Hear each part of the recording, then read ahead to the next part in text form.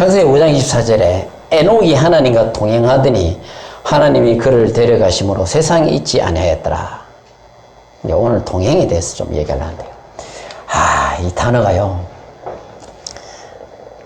제가 신앙생활 처음 할 때부터 이 단어에 굉장히 알려고 많이 노력했었어요. 그리고 원래의 뜻을 좀 찾아보고 이래도 이 단어가 뜻이 명확하게 안 나오는 거예요.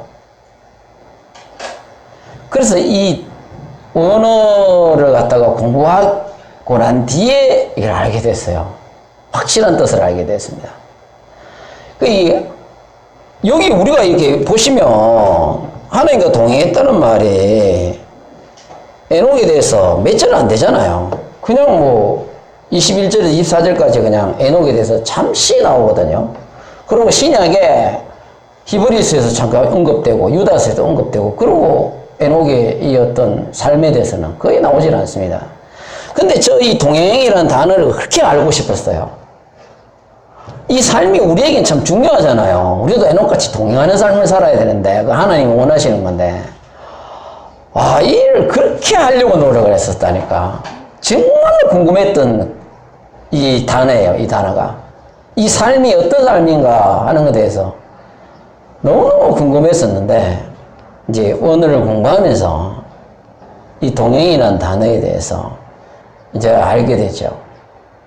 그래서 우리가 이 성경에서 하나님과 동행했다는 말에 이 에녹에 대해서 특별하게 나와 있지 않습니까? 그래서 그럼 동행한 것이 어떤 것인가 대해서 우리가 알아보기 전에 이 에녹이라는 사람이 어떤 사람인가를 우리가 한번 봐야 됩니다. 에녹이 아버지는 야렛인데요. 야렛이 162세에 낳은 아들이 에녹이에요. 창세기 5장 18절에 나오는데요. 162세에 낳았으니까 이 당시 때는 사람들이 오래 살았으니까요. 900살 넘게 살고 그랬으니까 162세에 낳았으면 젊을 때 나온 거예요. 아주 젊을 때 낳은 거죠. 오래 살았으니까요. 그 162세에 낳은 아들이 에녹이었는데요. 에녹은 아담 이후에 622년에 출생했죠. 그 아담이 태어나고 622년 후에 에녹이 태어났으니까요. 여러분들이 좀 아셔야 될 게 있는데요. 우리가 성경을 막 넘어가서 그렇지, 이 성경에 나오는 족보들이 몇 군데 나오잖아요. 여기저기 몇 개 나오는데, 족보가 이거 굉장히 중요합니다. 우리는 족보를요, 뭐 지겨워라 하면서 그냥 넘어가기도 하고 막 안 읽고 지나가는 경우도 있고 막 이래요. 근데 성경에 나오는 족보들은 절대로 관과해서는 안 됩니다. 족보 안에, 이름 안에요, 하나님이 계시가 거기 다 있습니다. 그 안에 구속사가 다 들어있어요. 그래서 이 족보가 얼마나 중요한데요. 언젠가 족보에 대해서 한번 공부할 때가 있겠지만 족보가 그렇게 중요합니다.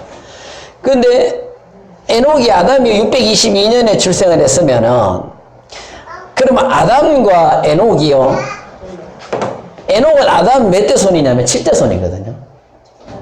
7대 손이라고요.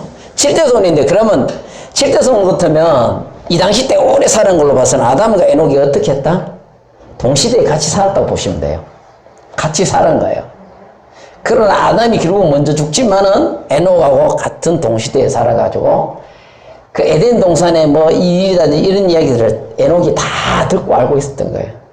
신앙 전수를 하거든, 유대인들은. 다 알고 있었던 거예요. 그래서 에녹은 모두셀라를 65세에 낳습니다. 상당히 일찍 나온 거예요. 상당히 일찍. 162세에 자기는 낳은, 아버지가 낳았는데, 에녹은 또 65세에 모두셀라를 낳습니다. 자, 이렇게 보시면요. 300년을 하나님과 동행했대. 그러면은, 에녹이 이 땅에 있었던 데가 몇 년 있었습니까? 300년 빼면은요. 365년이잖아요. 아까 이거 여러분 봤지 않습니까? 23절에 보면 그는 365세를 살았더라. 그러면 365세 때 하나님이 데려갔거든요. 근데 동행은 몇 년을 했느냐? 동행을 했는 거는 하나님과 동행한 때는 언제였느냐? 성경에 보면 300년을 하나님과 동행했대. 근데 여기 성경에서 문법을 보면 어떻게 되는지 아세요? 참 여기 흥미로워요. 65세까지는 하나님과 동행하는 삶을 살지 못하다가 모두세례를 딱 낳고 그때부터 하나님과 동행했다. 원문에는 문법에 그렇게 나와 있습니다. 그때부터 하나님과 동행했다는 거예요. 365년 동안 다 동행한 게 아니고요. 딱 300년만 동행한 거예요. 하나님과. 모두셀라를 65세에 낳았으니까 모두셀라를 낳고 하나님과 동행한 거예요. 그렇게 되어 있습니다. 예.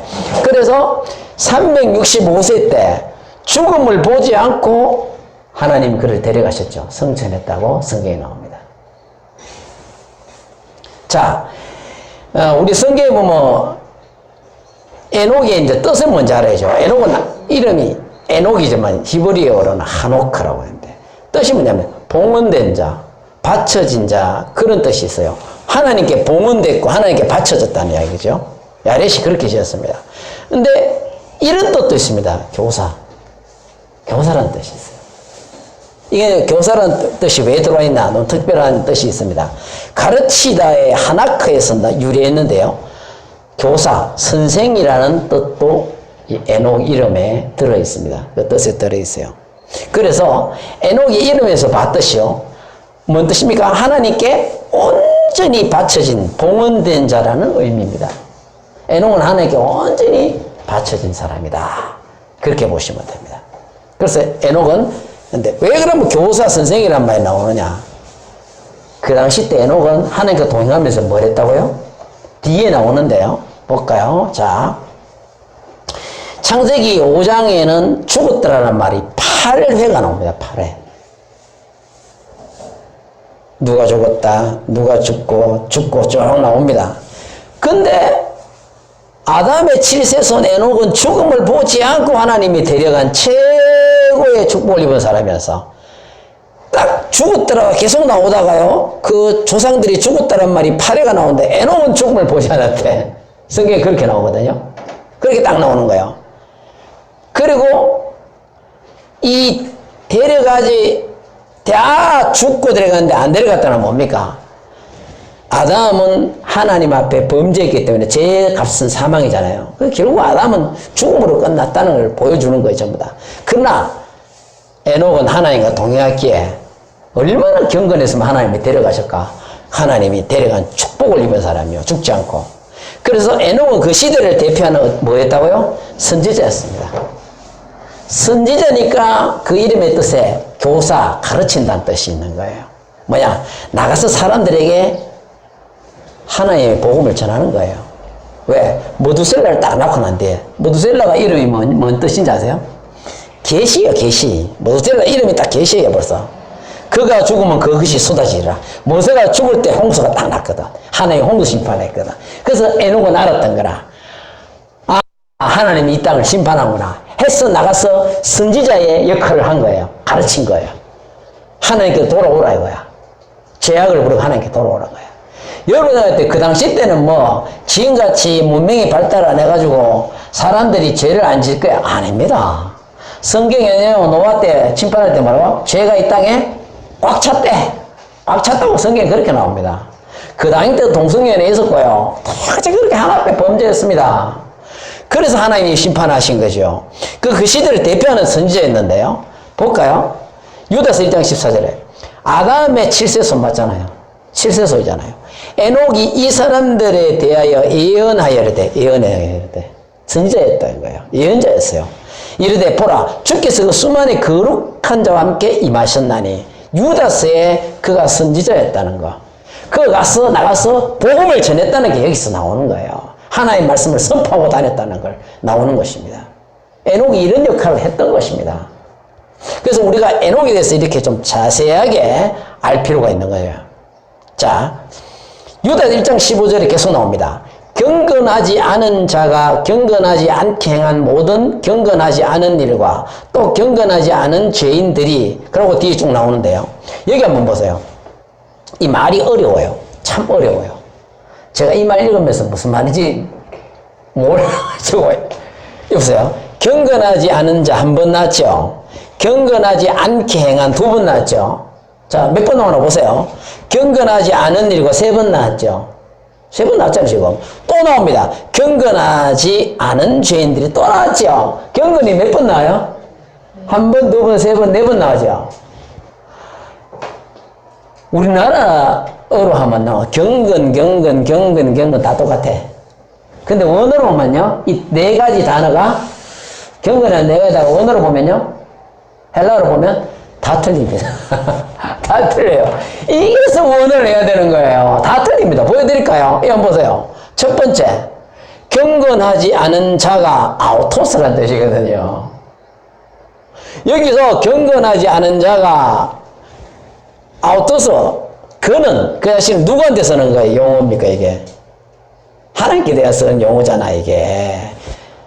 경건하지 않은 자가 경건하지 않게 한 모든 하늘을 갖다가, 여기 뒤에 보면 심판하겠다 나와요. 그러면 하나님께서 심판한다는 말을 이야기하는 거예요.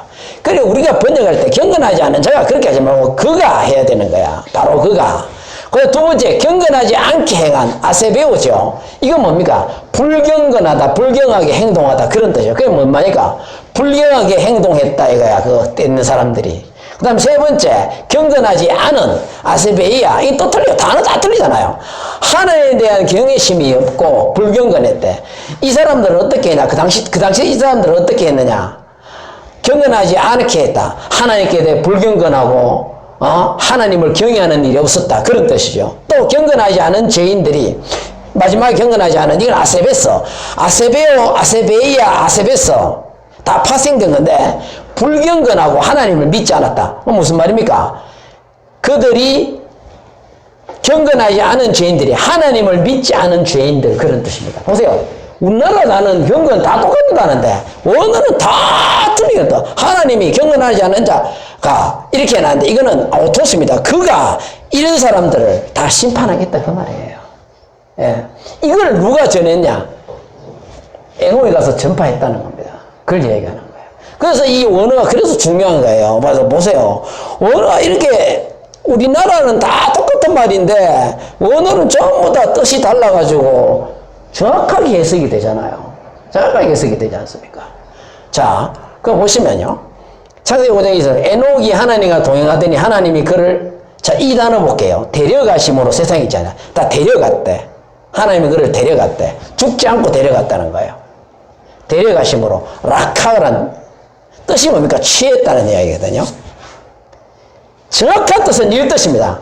이 세상과는 다른 장소, 곧 하나님의 나라로 산채로 옮기는 걸 뜻합니다. 히브리는 이렇게 되어 있습니다. 꼭 기억하세요. 히브리에는 데려가심으로 하는 뜻이 어떤 뜻이, 라카가 어떤 뜻이냐면 이 세상과는 다른 장소로 데려갔다 이거야. 거기가 어딘데요? 하나님의 나라, 천국으로 산채로 옮겨갔다 이거야. 살아있는 그 상태로 하나님이 데려갔다 그런 뜻입니다. 아시겠습니까? 이게 바로 데려갔다는 뜻이에요. 그래서 믿음으로 에녹은 죽음을 보지 않고 옮겨갔다. 히브리 11장 5절에 나오잖아요. 그는 죽음을 보지 않고 하나님 옮겨갔다는 거예요. 옮겨갔다, 데려갔다, 헬라어로 옮겨갔다는 식으로 나오죠. 그래서 산채로 살아있는 그대로 하나님이 옮겨갔다는 걸 이야기합니다. 그래서 하나님의 축복을 받은 사람이죠. 그런데 성경에 보면은 에녹 외에 하나님이 살아있는 그대로 데려간 사람이 또 누구죠?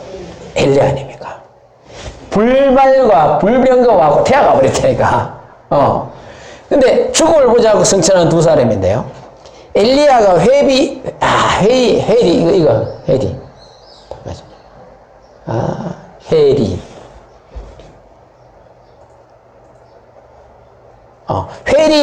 회리 바람을 타고 성천하셨다는 그 장면이 있잖아요. 여기 보시면, 회리 바람을 타고 성천한 장면에서 엘리야가 회리 바람을 타고 성천한 장면에도 라카가 있잖아요. 아까 봤던 라카가 있죠. 데려가심으로. 그 라카가, 거기서 또 그 단어가 나옵니다. 왕하 2장 10절, 11절에 보면 그 단어가 나와요. 라카라는 단어 원어에는 나옵니다. 그래 결국 에녹과 엘리야는 이 세상과 다른 장소, 하나님의 나라의 산처로 둘 다 데려갔다는 거예요. 옮겨갔다는 거예요. 참 대단한 축복이죠.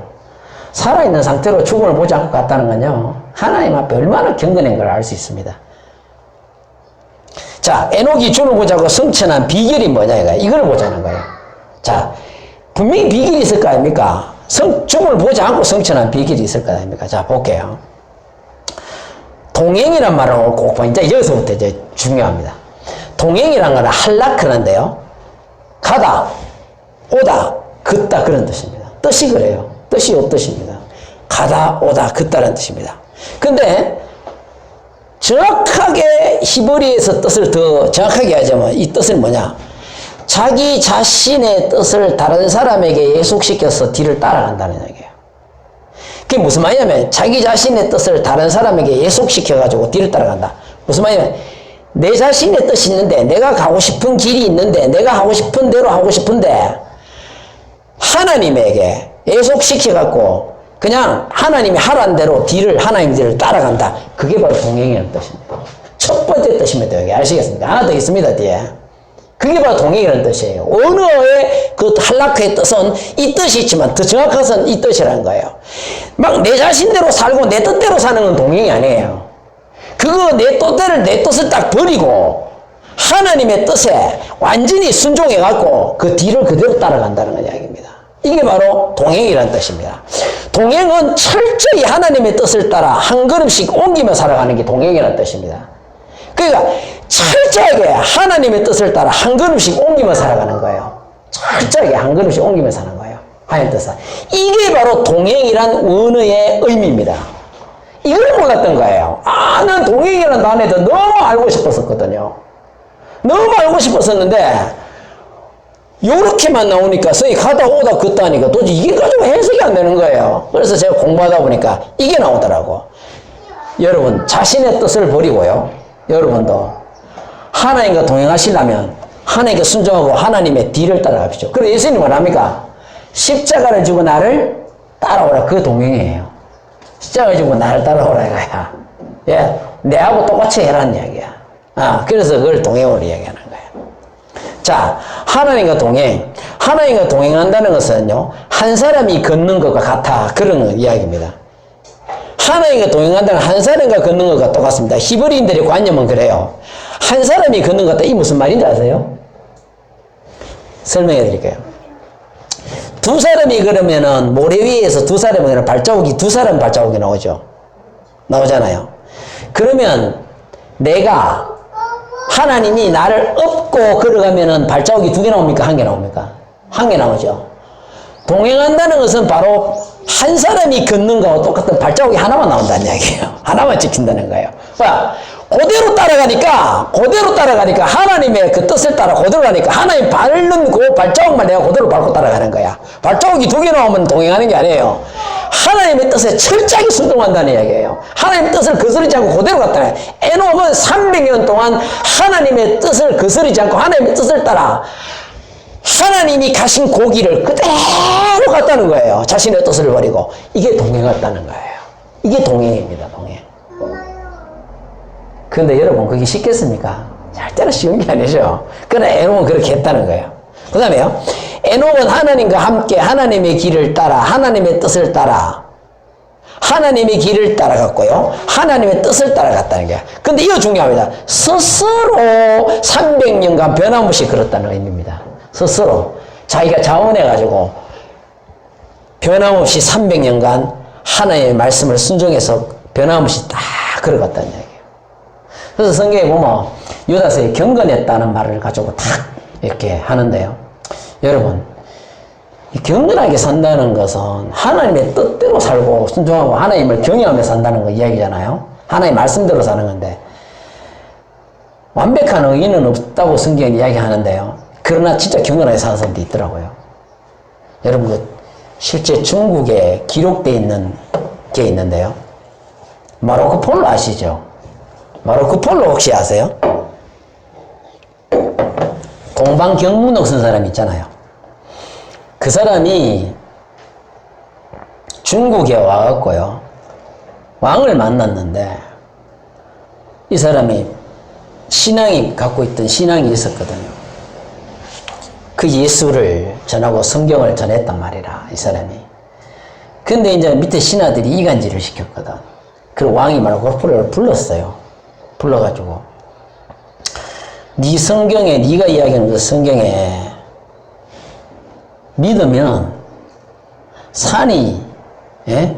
산이 옮겨져가 바다에 붕덩 빠진다고 했는데, 그 사실이가 믿으니까 이 하나님의 말씀 사실이라고 이야기했다는 거예요.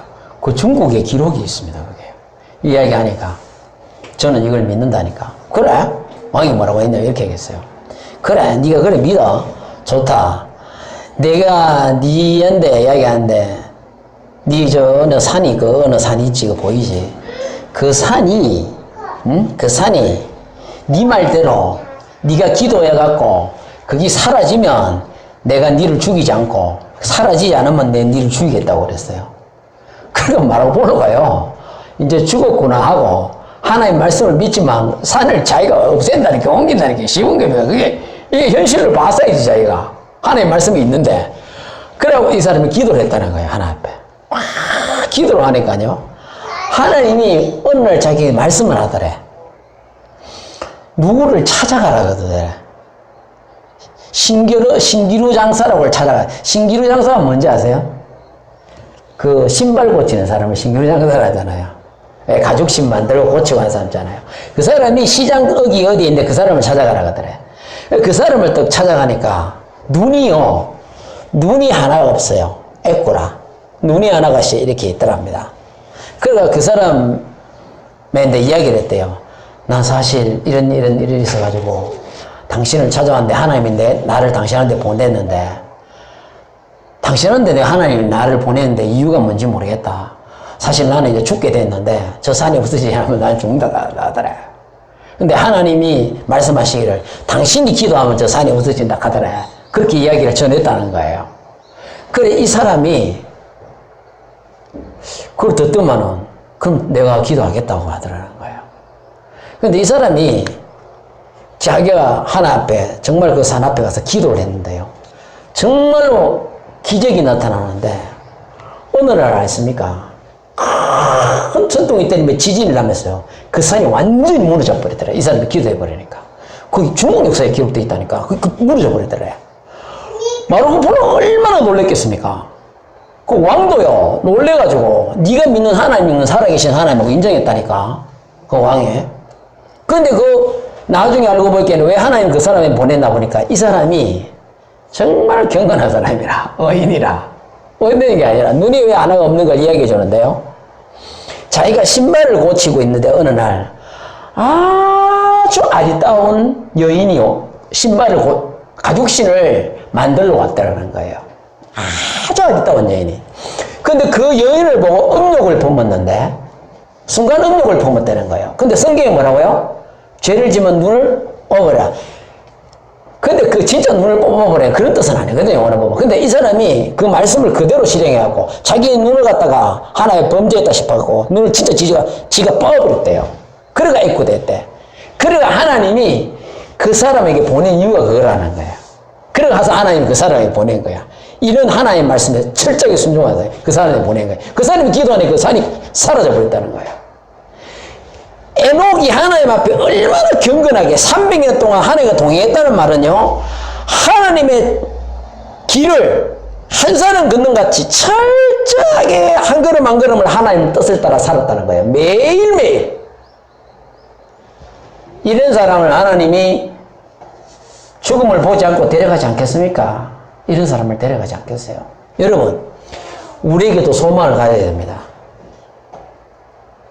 아담 이후로 죽은 사람들이 많았지만 에녹은 죽음을 보지 않고 하나님께 데려갔죠. 우리도 죽음을 보지 않고 하나님께 옮겨갈 수 있는 소망이 우리에게도 있는 것입니다. 우리에게도 그게 있는 거예요. 휴거의 소망이 있잖아요. 뒤에 나오지만. 우리에게도 있는 거예요. 그걸 보여주는 겁니다. 자, 디브레 11장 5절 우리 같이 한번 읽어봅시다. 시작.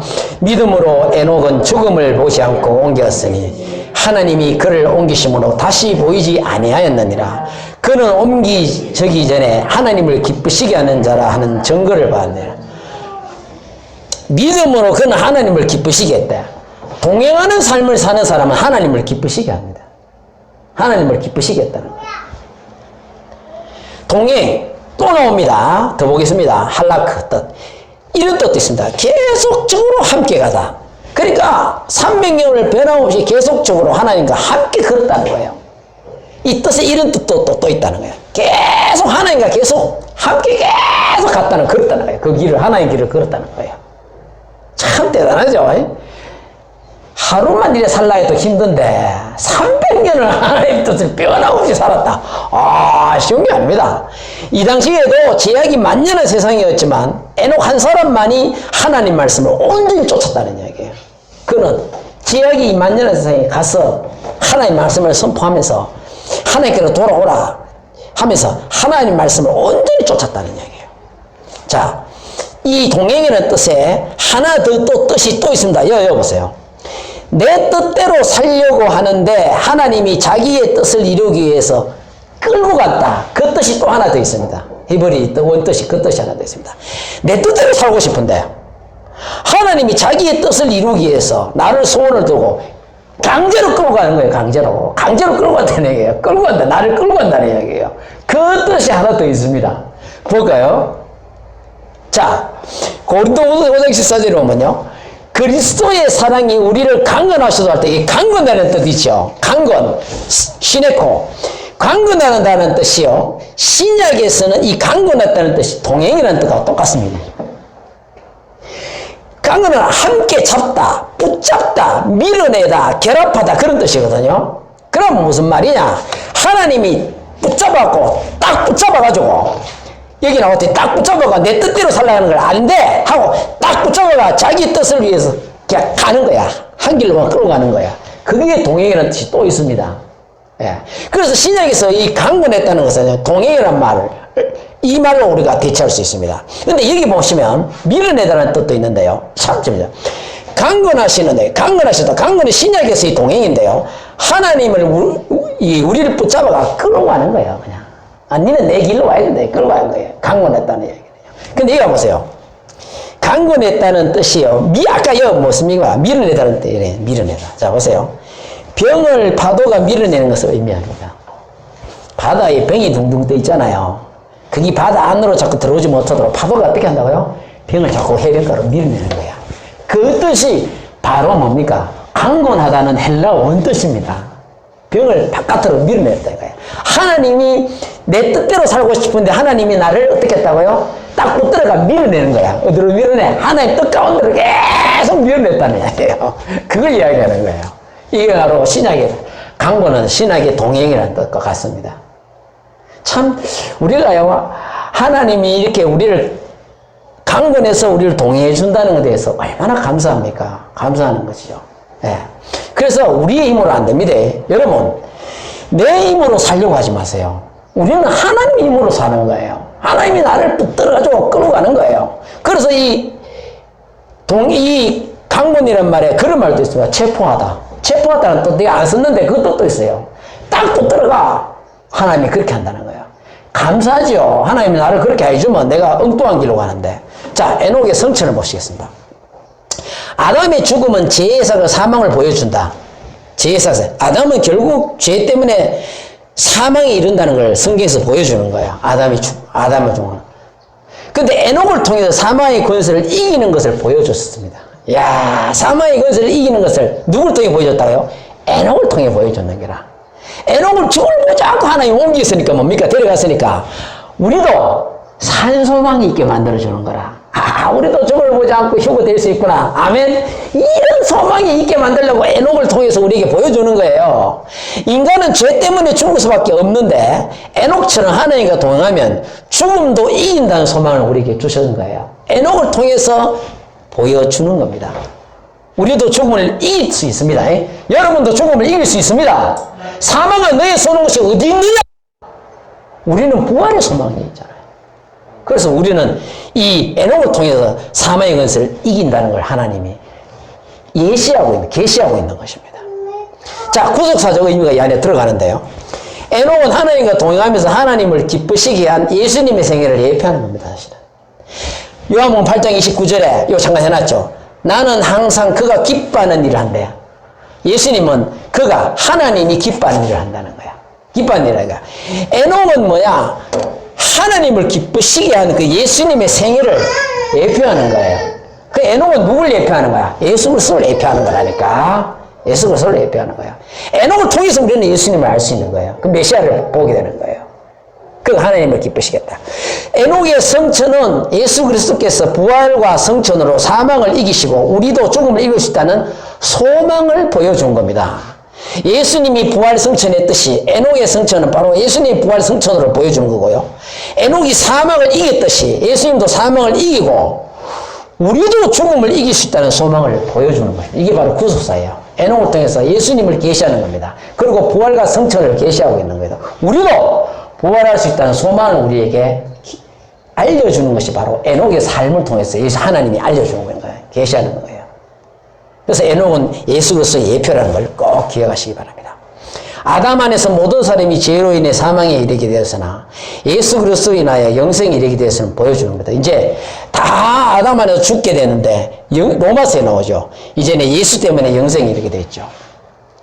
에녹의 성천은요, 예수 그리스도의 재림 때에 있을 성도들의 영광스러운 휴거의 모습을 보여주는 겁니다. 에녹이 죽음을 보지 않고 올라갔듯이 우리도 정말 예수님이 재림할 때 죽음을 보지 않고 영광스러운 휴거에 우리도 다 동참할 수 있다는 것을 소망을 가져야 하는 겁니다. 보여주는 겁니다. 우리 같이 한번 읽어봅시다. 데살로니가서 10절 시작. 그 후에 우리 살아남은 자들도 그들과 함께 구름 속으로 끌어올려 공중에서 주를 영접하게 하시리라. 그리하여 우리가 항상 주와 함께 있으리라. 아멘. 여러분, 언젠가 여러분들도 우리가 살아있을 때 예수님이 재림하신다면 살아있는 채로 구름 속으로 끌어올려져가지고 이 휴거죠. 끌어올려져가지고 공중에서 예수 그리스도를 영접하게 되는 그날이 있어서 우리는 영원토록 예수와 함께 있게 될 것입니다. 소망을 가지시고 에녹이 하나님과 동행했듯이, 자, 동행했다고 뭐예요? 하나님의 뜻을 따라 한 길만 걸었다는 거예요. 하나님의 자기 뜻을 버리고 하나님께 붙잡힌 바 돼서 갔다는 거예요. 여러분도 하나님과 에녹같이 동행하시면 죽음을 보지 않고 공중에서 구름 속으로 끌어올려 공중에서 주님과 함께 영원히 사는 하나님의 축복이 여러분들과 함께 하시기를 예수 이름으로 축원합니다. 아멘. 여기 계신 주님께 우리 여기 모이니